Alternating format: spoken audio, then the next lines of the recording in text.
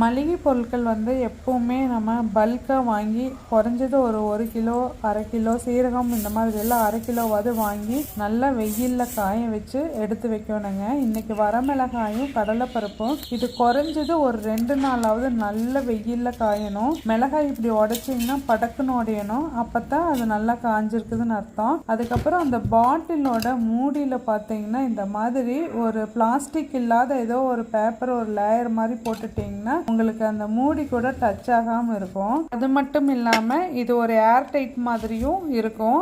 அதுக்கப்புறம் பார்த்தீங்கன்னா கடலைப்பருப்பு இது குறைஞ்சது ஒரு 2 நாளாவது நல்ல வெயிலில் காய வச்சு ஆறுனதுக்கு அப்புறமா நம்ம பாட்டிலில் போட்டு வச்சுக்கலாம். முடிஞ்ச வரைக்கும் பிளாஸ்டிக்ஸை ஸ்டோர் பண்ணுறத அவாய்ட் பண்ணிக்கலாங்க. இது பார்த்தீங்கன்னா பூச்சி பிடிக்காமையும் இருக்கும், நல்லா ஃப்ரெஷ்ஷாகவும் இருக்கும். உங்களுக்கு டக்குன்னு எப்போ தேவைனாலும் நம்மளுக்கு யூஸ் பண்ணுறதுக்கு ரெடியாக இருக்கும். தேங்க்யூ.